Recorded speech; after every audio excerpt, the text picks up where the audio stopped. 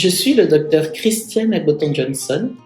Je suis directeur des programmes spéciaux au Centre des hautes études de défense et de sécurité, le CHEDS, et heureuse de m'adresser à vous dans le cadre de cette série de petits entretiens que nous avons eus pour marquer la célébration de la Journée internationale de la femme au CHEDS en 2021.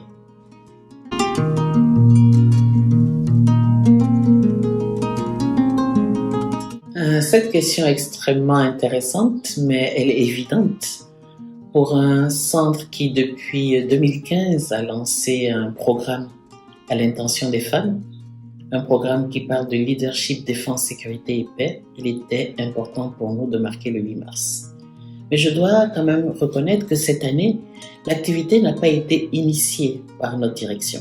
Elle a été initiée par des jeunes hommes du centre, ce qui marque quand même, je trouve, une très bonne immersion dans le domaine du genre pour ces jeunes hommes-là. Et parce que également en 2019, nous avions déjà au CHEDS célébré la Journée internationale de la femme. Donc il était important qu'on puisse, en cette période, on peut dire assez spéciale, avec la pandémie, organiser cette activité et parler du thème. Alors je me permets de lire ce thème qui a tout simplement collé avec le thème international. Alors, il nous est dit que cette année, la thématique prioritaire de la 65e session de la Commission de la condition de la femme, participation pleine et effective des femmes à la prise de décision dans la sphère publique, élimination de la violence, réalisation de l'égalité des sexes et autonomisation de toutes les femmes et de toutes les filles, avec une campagne phare portant sur Génération Égalité. Et c'est ainsi que cette année, le thème international a été « Leadership pour un futur égalitaire dans le monde de la COVID-19 ». Donc évidemment, le CHEDS ne pouvait que s'inscrire dans cette dynamique.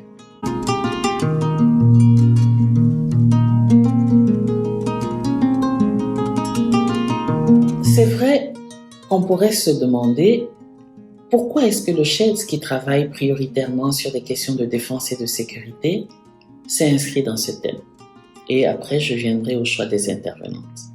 On s'est inscrit dans le thème tout simplement parce que l'option principale au CHEDS, ce qui est vraiment le fil conducteur de tous nos programmes, c'est l'option sécurité humaine. Et lorsque vous parlez de sécurité humaine, tout ce qui peut porter atteinte à la sécurité de quelqu'un devient un défi, devient une menace.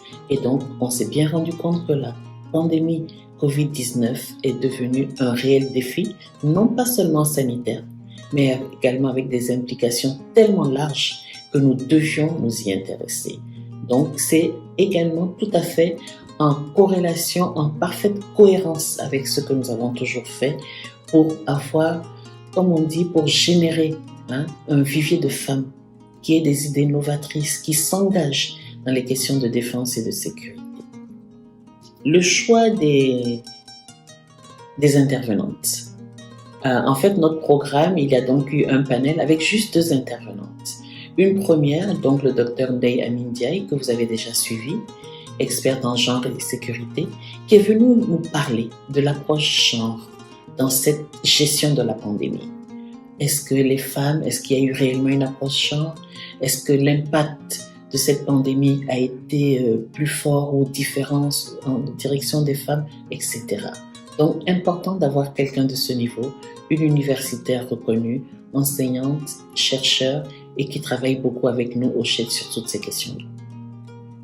La deuxième intervenante, Madame Diago Ndiaye, qui est la présidente du RESPECO régional, est intervenue parce que moi, j'avais connaissance de l'existence de ce réseau COVID-19, riposte COVID-19, avec des femmes engagées, avec des initiatives simples, comme savent le faire les femmes, mais des initiatives percutantes et pertinentes. Et il fallait qu'on sache qu'est-ce qui se fait au Sénégal, mais qu'est-ce qui se fait également dans la sous-région et comment y répondre. Alors, parler des intervenantes, mais parler également des cibles et des quelques participantes qu'il y a eu, parce que c'était une activité en présentiel. Nous avons rassemblé des femmes des forces de défense et de sécurité, gendarmerie, police, armée. Nous avons également administration pénitentiaire.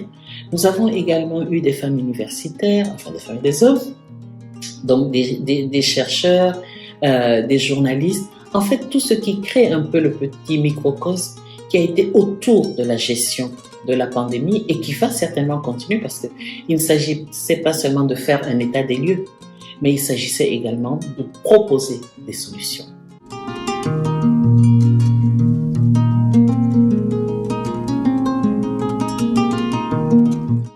Nous avons eu vraiment des présentations très riches et des débats et des recommandations extrêmement intéressantes.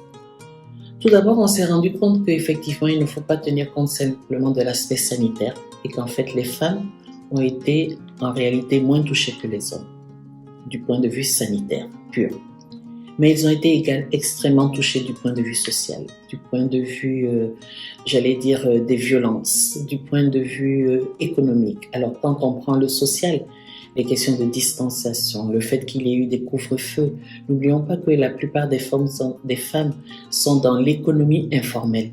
Et donc, tout ce qui est petite restauration, tout ce qui est travail d'hôtellerie, etc., a été supprimé. Et donc, des rentrées d'argent et des vulnérabilités qui augmentent.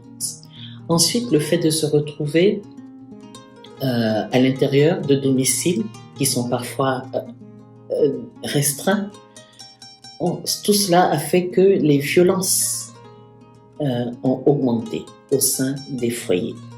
Il y a également toutes ces questions qui sont liées à, comment on pourrait dire, une non prise en charge des autres priorités sanitaires. La santé de la reproduction a été mise vraiment de côté. Et donc, on se retrouve avec des grossesses non désirées. Et tout cela crée au niveau de la femme encore plus de fragilité sur des personnes qui déjà sont lourdement grévées par la pauvreté, et certaines frustrations. Et donc, l'impact, oui, est tout à fait différent. Ce qu'on a également constaté, c'est que il n'y avait pas vraiment de recherche désagrégée. Lorsque vous écoutez les communiqués qui sont faits chaque jour, il n'y a pas de statistiques désagrégées. On vous dit il y a tant de malades, il y a tant de soignés, mais on ne va pas vous dire il y a tant de femmes. Et donc cela va être difficile après de pouvoir capitaliser et de mesurer l'impact réel. Donc pour le moment, on parle un peu globalement.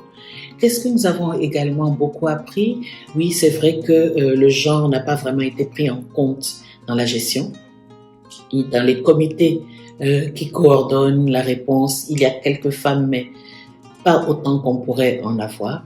Mais nous avons également beaucoup appris tout ce que ces femmes ont fait de manière très courageuse, en levant des fonds, en s'intéressant aux femmes entrepreneurs pour mettre à disposition des vivres, etc., en identifiant les personnes qui avaient vraiment besoin de secours. Et je crois que ça a été extrêmement important qu'on puisse partager, avoir un état des lieux qui aille au-delà de ce qu'on se dit globalement et qu'on se rend compte que oui, la pandémie a touché les femmes du Sénégal et de la sous-région différemment. Et il y a donc il y a eu quand même des moments où on a un peu ri parce qu'on s'est rendu compte qu'un impact positif, c'est que les hommes rentraient plutôt à la maison. Donc pour certaines, c'était quelque chose de positif. Mais on a également parlé de l'impact sur les hommes. Parce que l'impact sur les hommes, le fait de ne plus pouvoir avoir les ressources habituelles, il y a également un impact sur leur aptitude à assurer la dépense quotidienne, etc. Donc vraiment, il y a tout un enchevêtrement de conséquences qu'il faudra encore considérer sérieusement, pas simplement du point de vue sanitaire, mais du point de vue social, économique, structurel même, on peut le dire.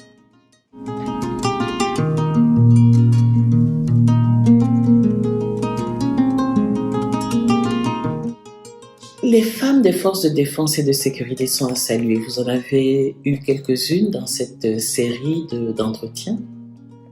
Et au-delà de leur posture, normale, de membres des forces de défense et de sécurité, donc elles ont suivi l'application des couvre-feux, etc.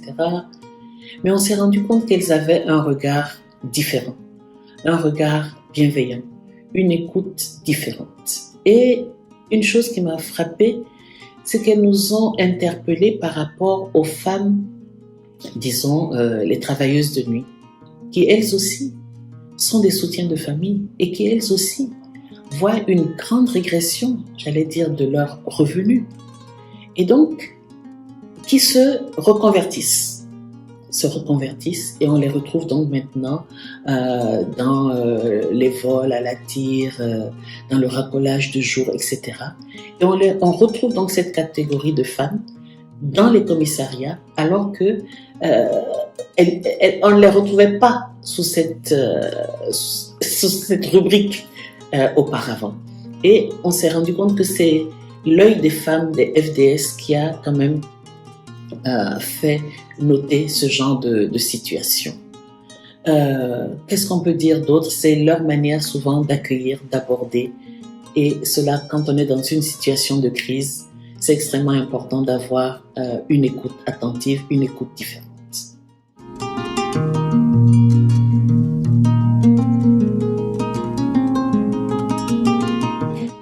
Pour moi, et je le dis à différents niveaux, la pandémie, c'est vrai, a ses aspects négatifs, mais également a ouvert beaucoup de fenêtres d'opportunités. J'ai oublié de dire, ou bien je devrais peut-être le dire maintenant, comme élément peut-être positif de cette pandémie, c'est l'explosion du virtuel. Donc tout ce qui peut se faire maintenant en ligne, et on voit qu'il y a beaucoup de femmes qui se sont investies dans le commerce en ligne et qui s'en sortent très bien. Donc pour moi, l'avenir du leadership féminin, il devrait être renforcé si les femmes savent saisir toutes les opportunités émanant de ce qu'elles ont vécu. Elles ont construit de nouvelles formes de résilience. Elles ont construit de nouveaux modèles de coopération, de collaboration. Elles ont quelque part, j'allais dire, éliminé certaines cloisons. Quand on voit que tout de suite, lorsque le groupe Riposte a lancé des appels, tout de suite les partenaires institutionnels, les partenaires bilatéraux sont venus et ont aidé. Donc il n'y avait plus de grands protocoles où il faut faire un projet kilométrique. Il fallait répondre tout de suite à l'urgence.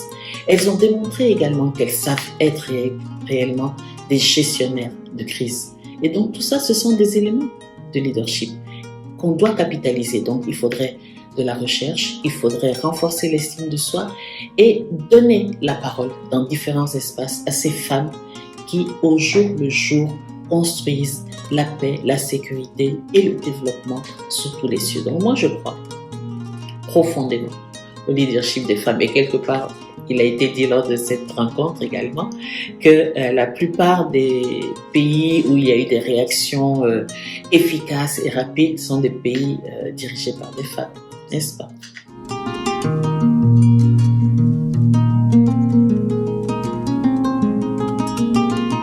Mon message aux femmes: soyez celles que Dieu a créées. C'est-à-dire des créatures qui peuvent être douces mais fortes, qui peuvent sembler fragiles mais qui ont beaucoup de ressources. Et des créatures qui ont été créées à côté de l'homme. Donc c'est ensemble que nous devons construire ce futur que nous voulons, ce monde post-Covid. Le message aux femmes, c'est de ne pas rester tout simplement dans une fausse timidité, une fausse discrétion, mais de savoir utiliser toutes leurs ressources et toutes leurs facettes pour être des êtres à part entière. On nous appelle la moitié du ciel et nous le sommes. Donc, brillons.